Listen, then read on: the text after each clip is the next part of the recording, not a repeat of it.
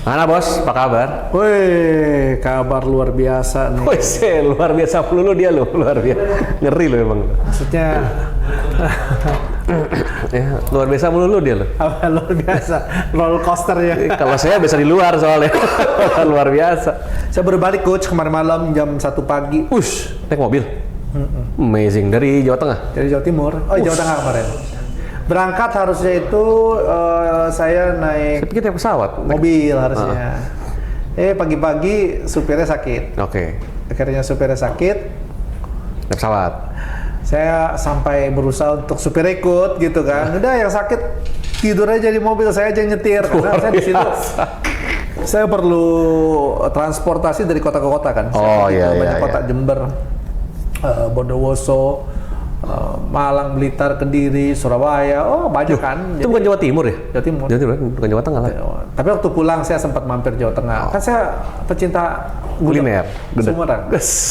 Saya mampir kemarin. Luar biasa. Jadi akhirnya berangkat itu saya tadinya harus naik mobil, akhirnya dilema saya. Kan saya mau ke Jember ya.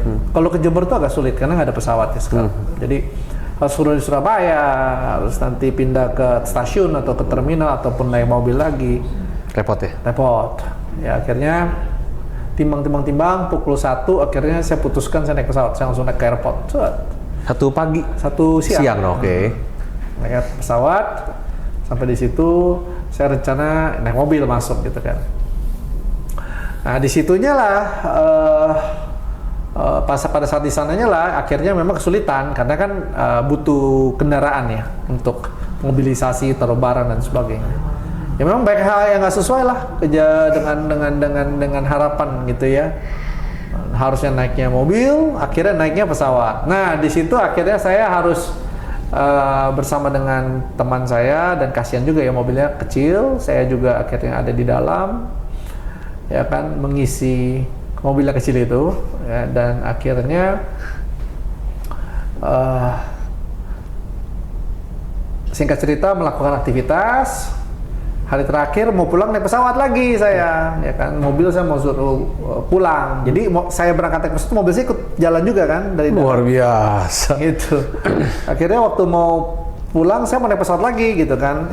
Seminarnya ternyata sampai jam 6:30 malam. Akhirnya saya alhamdulillah nggak jadi naik pesawat. Akhirnya saya naik kendaraan mobil pulang.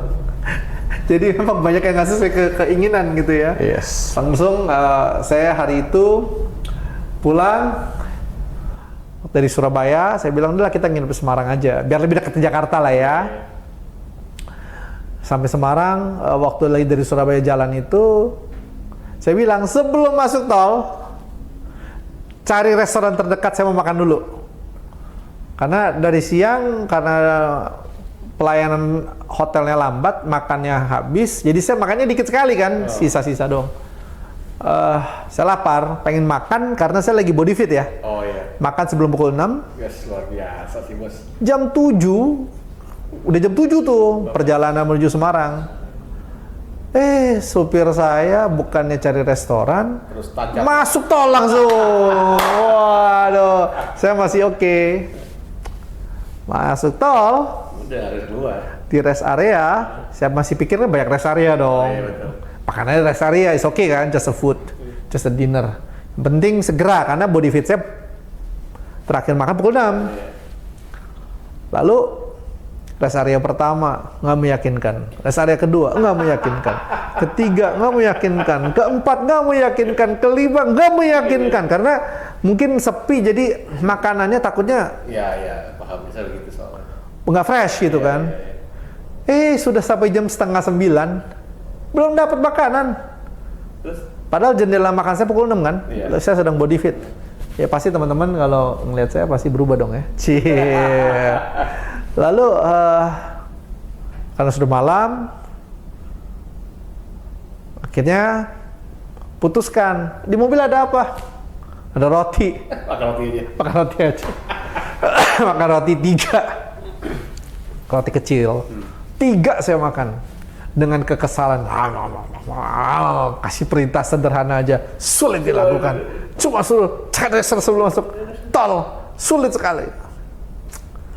So, saya tanya sama mereka yang di mobil, kalian udah makan? Belum. Sudah. Oh sudah. Hanya bos yang belum. Makanya mereka dengan mudah hati, senang hati masuk tol. Wah, mau saya pites. Mesti diomelin nih orang-orangnya nih. Akhirnya makan, dan karena kalau saya tiba kota Semarang baru makan lagi tengah malam. Iya. Makan sambil Ya memang gitu ya bos ya. hal kecil tidak bisa dilakukan, bukan hal besar ya. Ya memang. Ini kan banyak hal yang sebenarnya ini suatu hal kecil ya, hal yang kita bisa adapt dengan gampang. Tapi kan banyak hal juga di luar kendali kita, ya let's say yang tidak sesuai harapan kan banyak. Iya, kita nggak usah bicara hal besar, ini hal kecil, ya kan? Tapi itu aja sudah sangat mengganggu. Iya. Karena kebetulan beberapa hari yang 2 hari yang kemarin ya, sebelum waktu saya perjalanan Surabaya ke Semarang itu pencernaan saya sedang kurang oke. Jadi saya sudah beberapa waktu ini secara fisik tidak oke, pencernaannya kurang oke. Jadi juga karena pencernaan kurang oke, makannya juga kurang oke sudah beberapa waktu. Oh, I see. Pokoknya ada aja, tahu aja cara sentilnya gitu, tek gitu ya, cara nyenggolnya pas. Cuma kasih perintah, cari restoran terdekat sebelum serute masuk tol, tapi sebelum masuk tol ya. Telepon masuk, saya angkat telepon. Nah, nggak lihat jalan, tiba-tiba udah masuk pintu tol. Aduh, game over. Game over. Menarik ya. Dan saya pikir di rest area ada, di rest area tidak ada. Nah, hal seperti ini kan hal kecil ya. Tapi nggak juga sih ya, karena kondisi waktu itu saya badannya sedang butuh. Butuh asupan, tapi memang nggak dapet dan waktunya sudah lewat gitu ya. Buat saya mengganggu sekali kalau makannya sangat malam, tidur saya nanti terganggu.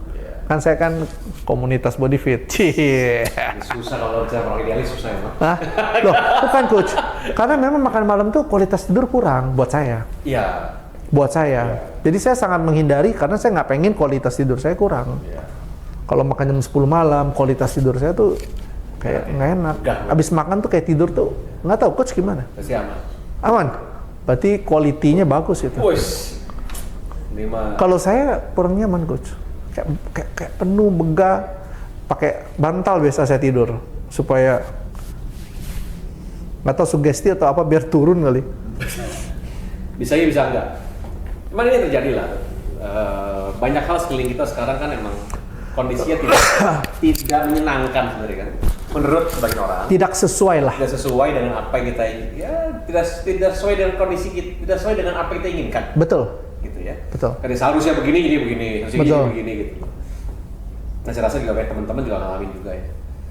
Terlepas apapun itu bentuknya gitu. Dan setiap hari kita akan merasakan dan mengalami hal yang sama. Gimana cara navigatnya?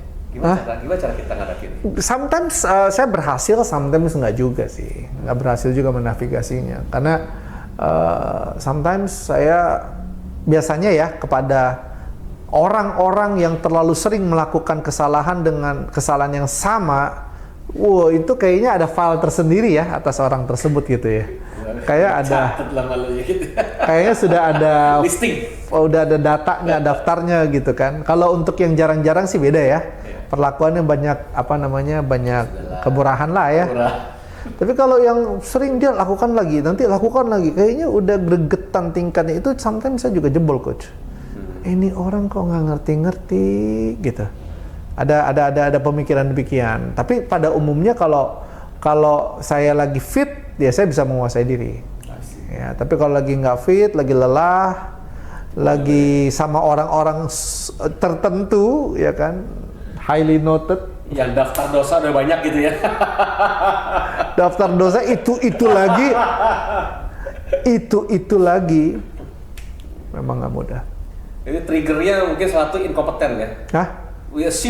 Asumsi kita adalah memang inkompeten gitu loh. Udah kasih tau berkali-kali tapi nggak berubah juga, kan kayak trigger ya. Lebih tepatnya mereka nggak peduli sih coach. Nah, oke, berarti itu yang lebih bukan inkompeten secara skill, nggak nyampai, nggak, they don't care sih. Makanya di keep doing the same thing ya. Itu dia ya. Dianggap remeh. Ya. Nah itu ada sebagian orang mungkin nggak ya. Sebagian orang berpikir bahwa orang yang nggak peduli ini orang yang banyak bisa men-trigger atau membuat emosi kita naik. Jadi pada akhirnya gini coach, saya harus mengerti bahwa saya nggak boleh ke trigger. Artinya saya harus chill. Kenapa? Waktu saya ke trigger, yang rugi saya juga. Apa yang buat rugi? Emosi, energi, waktu, betul nggak, perhatian. Saya tidak boleh. Tapi ya bagaimana saya perlu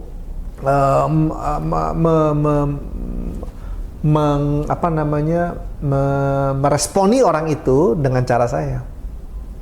How to respond? Hah? Gimana responnya?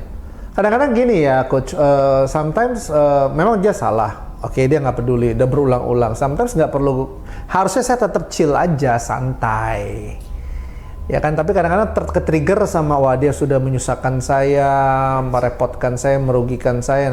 Nah, tapi kan pada saat dia menyusahkan saya nggak perlu saya pusing juga. Terkadang, oke, kamu kalau salah hitung notanya ya, si selisihnya dibebankan ke kamu, sesederhana itu.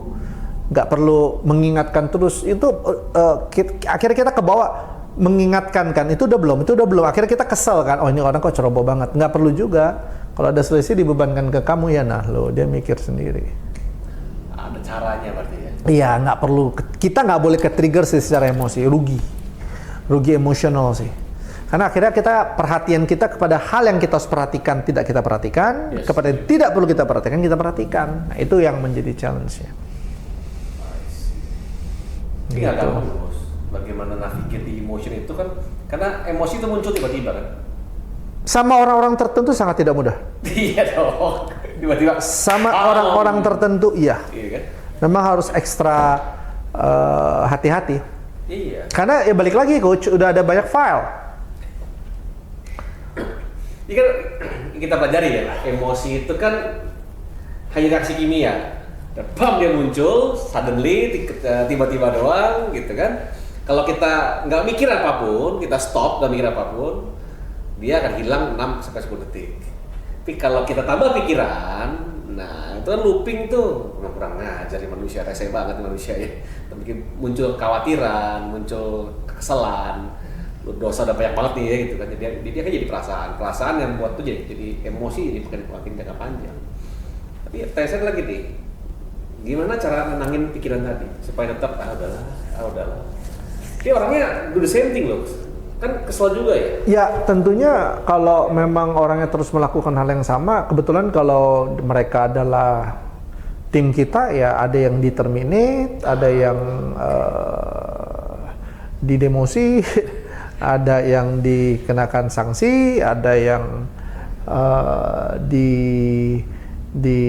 didenda, ya kan pasti itu perlu dilakukan. Ya kan? Punishment harus selalu ada. Pembentukan ya. Bukan punishment ya, shaping bukan di punishment. Tapi gitu ya. Ya pasti ada juga yang disuruh mikir, ada juga yang diturunkan apa yang mungkin namanya status bukan statusnya area otoritasnya. Oke. Gitu. Jadi ya pasti ada, ya kan? Dengan berharap mereka juga dewasa ya. Gitu. Tapi nggak perlu, yang saya maksud gini loh, kita jangan kepancing. Gitu loh. Berarti masih Bos Andi setuju nggak dengan kata-kata bahwa kalau masih bisa kita bina akan kita bina, tapi kalau tidak bisa kita bina, kita binasakan. Itu gimana? Binasakan dalam konteks ya terminate tadi kan, terminate. Ya konteksnya itu. Ya gitu kan. Berarti kalau teman mungkin kalau memang ada yang masih bisa kita nasihati. Kalau nggak bisa sebaiknya nggak berteman sih. Kalau sudah toksik. Jadi kita nggak perlu juga gitu loh memaksakan diri. Gitu. I see. Menarik ya. Kalau mau soal emosi sebenarnya menarik buat saya. Saya ngajar emosi, cuma setiap hari pun kita berhadapan dengan emosi. Emosi bisa membuat kita lebih semangat atau buat kita malah lebih drop, lebih down gitu kan. Iya betul. Nah khususnya tadi cuma cepet tiba di semangat, sikat aja. Ya, tapi pada saat contoh berangkat konteksnya beda lagi. Jadi memang lihat kejadian itu harus per konteks. Jadi saya belajar satu hal waktu berangkat itu, kenapa pada akhirnya dia sakit. Dia memang sungguh-sungguh sakit dan memang berusaha mau berangkat tapi nggak bisa.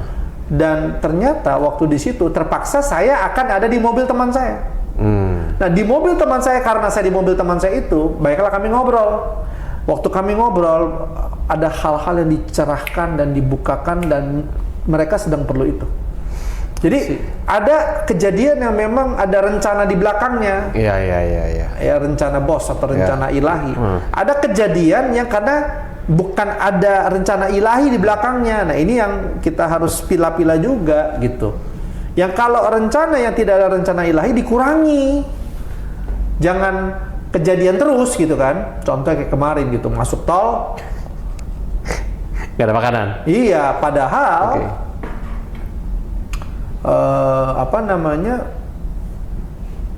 posisi saya dia tahu sedang sangat lemah fisiknya karena pencernaan kurang belum makan dan sebagainya. Cuma mungkin dia terlalu semangat tiba di kota Semarang gitu ya. Akhirnya Karena mungkin udah tahu kali, biasanya Bos Andi kalau ke Semarang sukanya makan itu tuh. Mungkin dia kejar sana. mungkin juga, tapi kejar kan ke sana kali. kejar sana jam berapa? Kalau jam cuma setengah jam saya tunggu gitu kan. Cari 5 rest area. Nggak dapat juga ya. Set. Aduh. Bukan rest area yang populer karena memang kan di dekat kota Surabaya kan. Betul, Jadi betul. bukan, biasa kan rest area yang populer itu dekat-dekat kota besar dan yang ramai dikunjungi. Ini kan baru berangkat dan agak sepi kan. Biasa kan orang baru berangkat kan nggak mungkin ke rest area. Betul. Ya gitu. Jadi ya gitulah. Itu yang harus dikurang-kurangi kejadian seperti itu. Jadi istilahnya kalau ada orang-orang kan bisa ngomong gini kan, gara-gara dia hidup gua begini. Kan itu kan juga nggak bener. Kata Tay begitu kan, bahwa tidak boleh punya victim mindset seperti itu. Cuma ternyata ini adalah per kejadian lah ya. Per kejadian nggak bisa dipukul rata. Tapi emang itu pilihan lah. Berarti kata pilihan adalah ternyata gini. Apakah saya memang mau menjadi victim mindset atau tidak kan pilihan juga sebenarnya. Tetap perkontekstual bahwa oke, ini memang karena salah saya. Ini emang I own it lah. Saya emang miliki bahwa ini salah saya. Ada orang ini emang kurang ngajar di manusia. Iya. Itu kurang ngajar di manusia. Ini mesti gua apain nih orang ini dia gitu kan. Nah, kalau yang pertama oke lah, kita paham lah. Pernah dibahas juga di sesi sebelumnya. Ini yang kedua nih, ini kurang ngajar di manusia satu nih. Ini mesti gua apain nih kayak nih orang nih. Itu yang sebenarnya menarik ya bos ya. Karena being wise is not easy. Wah, susah sekali memang. Benar sih. Kita tahu nih, ini manusia gitu ya, ngeselin juga gitu. Cuman being wise and still have compassion tidak mudah. Betul. That's how. Betul. Harinya karena sana tuh. Itu yang apa yang bisa kita lakukan. Emang Coach sedang tidak compassion sama yang mana nih? Being wise sometimes is a bit easier than kalau kita punya menjadi bijaksana akan lebih mudah. Kalau kita tanpa compassion, tanpa belas asih ya, tanpa cinta kasih. Tapi kalau kita kalau orang nggak punya belas kasih susah loh. Nah, mesti bijaksana. Karena untuk bijaksana kan berarti kan dasarnya belas kasih itu. Sulit sekali. Kalau buat saya mungkin saya bagi gini, bijaksana itu adalah lebih ke arah head, intelektual. Oke, ini benar salah dan sebagainya, ini oke apa enggak. Tapi kalau misalkan bukan bersalah juga ya, ada kata saya mengambil keputusan dengan seperti apa gitu kan. Yang kedua ini adalah compassion dengan belas kasih. Kalau bahasa Pani adalah belas kasih. Jadi bijaksana di head, belas kasih di heart. Nah, ini tapi kan head itu kan membuat keputusan kan berdasarkan heart. Iya. Jadi otomatis kalau heartnya dasarnya tidak belas kasih, dia nggak akan bisa bijaksana. Contoh gini bos, ini yang paling saya kasih perumpamaan. Ada ular nih kejepit nih di kursi nih, gitu ya. Kalau kita hanya punya kebijaksanaan, kita mikir nih, ini ular. Kalau saya angkat kursinya, saya angkat bangkunya, dia malah matok saya. Kalau saya nggak punya compassion, saya dengan mudahnya untuk udahlah. Toh hidup dia, gue nggak pusing juga. Yang penting tidak rugiin gue dan gue juga nggak rugiin dia. Ya sudah dong. That's wise kalau buat saya sebenarnya. Ini kalau punya compassion without wisdom, nggak punya kebiasaan, wah kasihan tuh ular, yuk saya angkat yuk. Pas diangkat dipatok kita mati. Nah, akhirnya kenapa saya bilang kita sebagai manusia mesti punya dua-duanya, wisdom and compassion. But it's too difficult. Ya kalau menurut saya orang nggak punya compassion, dia nggak mungkin bisa. Pasti kecenderungan keputusan dia adalah yang menyenangkan atau memihak kepada dirinya. Oh iya dong. Ya kan kalau bijaksana kan artinya membuat keputusan yang terbaik Buat semua orang. buat semua orang. Nggak mungkin nggak mungkin dia mikirin orang lain lagi. Iya. Ya dalam konteks dia akan mikirin diri dia sendiri sih. Nah, jadi gimana kalau kita masih bagaimana untuk supaya bijaksana kalau dari konsep kayak tadi misalnya? Konsep kayak tadi itu, ini salah dia nih, kurang ngajar nih. How to react? Ya itu balik lagi coach, kita balik lagi pertama kita harus mendalami dulu gitu kan. Masalahnya apa? Iya. Konteksnya apa? Itulah butuh bijaksana ya, melihat segala sesuatu dulu dengan apa? Clear ya. Baru kita memutuskan gitu. Kalau misalnya contoh kita sudah ke-trigger, kita udah nggak clear. Kan banyak banget orang tiba-tiba ke-trigger langsung jeblak aja. Kan bukan nggak butuh. Seringkali kita tidak melihat segala sesuatu secara jelas, secara clear. Karena langsung reaksi aja. Nah, gimana untuk bisa stop tuh nggak gampang. Walaupun saya kasih ngajar ya. Oke, begitu emosi masuk, kita ngapain? Stop. It's not easy, man. To stop itu nggak gampang. Saya lihat dulu coach kalau sekarang. Kalau orang itu nggak bisa diajak bicara, saya nggak ajak bicara. Itu bisa stop. Jadi saya pergi, saya tinggal. Oh. Kalau bisa tinggal. diajak bicara, saya ajak bicara. Dengan emosi masih membara atau gimana? Tunggu emosi turun dulu atau masih Tergantung membara? lagi jenisnya.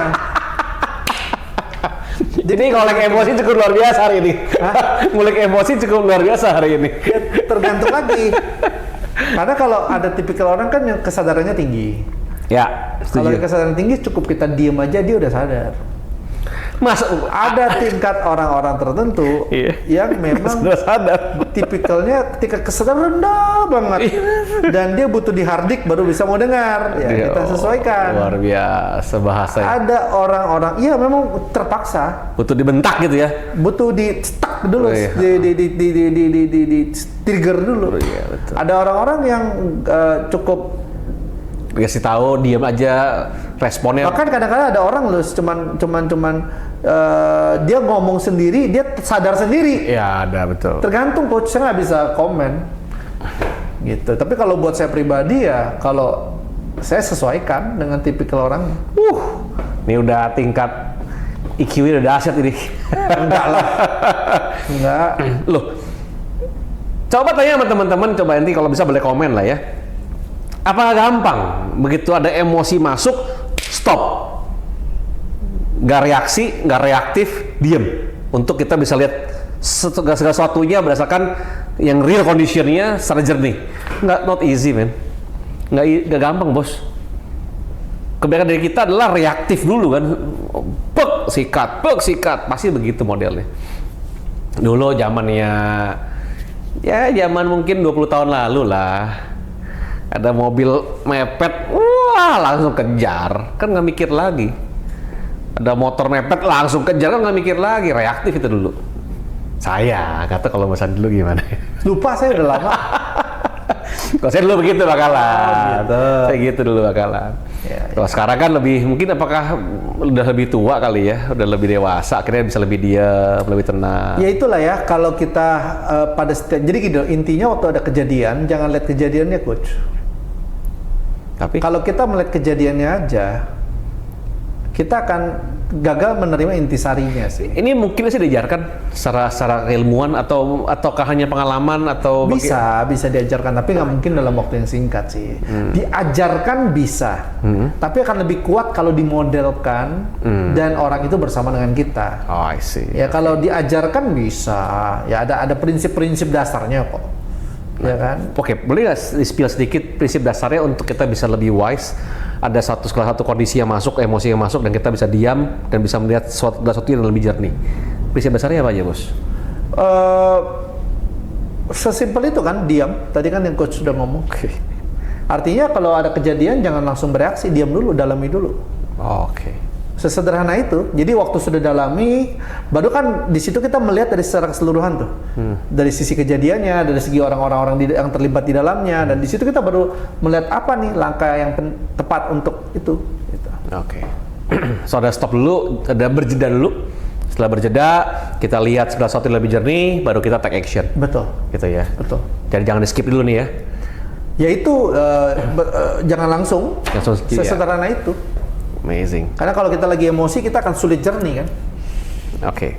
Karena kita bisa melakukan hal ini, hasil kita bisa melihat segala sesuatu yang lebih jernih, lebih terang juga. Berarti sebenarnya baru make decision. Iya. Dan akhirnya walaupun ada segala sesuatu yang terjadi tidak sesuai sama keinginan kita juga akan bisa lebih menavigasi atau lebih wise kali ya. Mungkin nggak sih? Jadi begitu nggak sih korelasinya? Lebih ke kalau saya pribadi gini ya. Maksudnya coach gimana supaya segala sesuatu tidak tadi yang terakhir? Iya, karena kita bisa menavigasi emosi kita bisa berjeda dulu, kita stop dulu, jeda dulu, kita melihat segala suatu kondisinya lebih jelas, lebih clear. Akhirnya secara langsung kita bisa ya tetap damai atau tetap bisa tenang walaupun di dalam suatu kondisi yang tidak sesuai dengan keinginan kita. Daripada kan bisa gitu, ini nggak sesuai sama keinginan gue nih, wah rese kurang ngajar nih, wah langsung overthinking, lari kemana-mana, akhirnya reaksinya atau mungkin perilaku kita, respon kita tidak baik akhirnya. Kalau kita bisa menavigasi emosi kita, ada sesuatu yang tidak sesuai dengan sama keinginan kita tetap lebih tenang, lihat dulu kondisinya, lihat dulu konteksnya, lihat dulu kontennya semua, lihat jalan jelas, baru kita bisa bereaksi dan lebih baik. Begitu kah? Bereaksi lebih baik dalam konteks bukan respon. Berarti bereaksi lebih baik itu sesuatu yang damai-damai aja belum tentu. Bereaksi yang baik itu artinya bereaksi tepat. Setuju. Yang bereaksi tepat dengan kondisi yang terjadi atau orang-orang yang hadir gitu. Jadi jangan takut konflik. Sekalipun itu akan kita akan pada saat kita melihatnya jernih, lalu memang respon yang paling tepat adalah konflik, bukan konflik dalam arti kata kita gebukin, bukan ya. Kita konfront gitu ya. Bukan ya. Kita konfront. Ya kalau mau marah gitu ya. Kita konfront dengan cara berpikir yang salah. Kalau memang itu harus dilakukan, kita lakukan. I see. Gitu loh. Bukan berarti berespon baik itu kita jadi menyesuaikan. Wingit atau ya udahlah. Ya sudahlah. Itu nggak bagus, itu nggak boleh ya. Nggak selalu. Kadang-kadang saya konflikin. Betul. Harus saya konflikin kadang-kadang. Itu enggak, dan itu bukan berarti saya jahat. Betul. Ya kan lebih jahat kalau saya udah tahu saya nggak konflikin dan itu akan berbahaya buat dia. Dan saya cuek aja gitu kan. Ngomong soal konflik saya menarik ya. Mungkin buat next episode how to respond with conflict. Spill dikit aja. Seringkali saya pribadi karena dulu orangnya sangat emosian, sangat parah emosinya, tidak terkontrol emosinya. Alhasil sekarang ini banyak sekali segala sesuatu yang saya hadapi tidak sesuai dengan keinginan saya, tapi saya udahlah daripada ntar panjang nih, gara-gara begitu perilaku Emil Atmajaya totally berubah dan akhirnya bisa mempengaruhi kepribadian saya loh. Nah itu yang saya sadari sekarang. Karena tidak lagi mengambil alih atau mengontrol. Mil, ngomong, lu nggak suka ngomong. Mil, ada sesuatu yang tidak sesuai sama lu ngomong. Nggak ngomong berbahaya. Apa bahayanya? Kita spin yang buat minggu depan aja. Bos. Luar biasa. Apa bahayanya? Spill minggu depan. Ini menarik soalnya. Siap, coach. Lari, kita tahu dulu. Memang segala sesuatu tidak sesuai dengan kita. Kita tahu, sadar penuh dengan hal itu karena tiap hari kita pasti ngadepin hal yang sama. Hanya saja kita mesti lebih bijak, kita mesti lebih bisa navigasi emosi kita, tahu responnya yang tepat pada saat itu supaya menjadi lebih baik ke depannya, gitu kan? Setuju bos ya? Dapat relasi ya? Ya, jadi lebih menguasai diri, melihatnya dengan jernih, mengambil sikap yang tepat atau respon yang tepat di saat itu. Iya, sekalipun memang tidak baik. Bisa saja respon itu diam ataupun konfrontasi ataupun yang lainnya. Ya, yang penting respon kita tepat guna, tepat sasaran pada kondisi saat itu. Yes. Gitu ya. So, semoga bermanfaat teman-teman. Sampai jumpa di next episode. Thank you.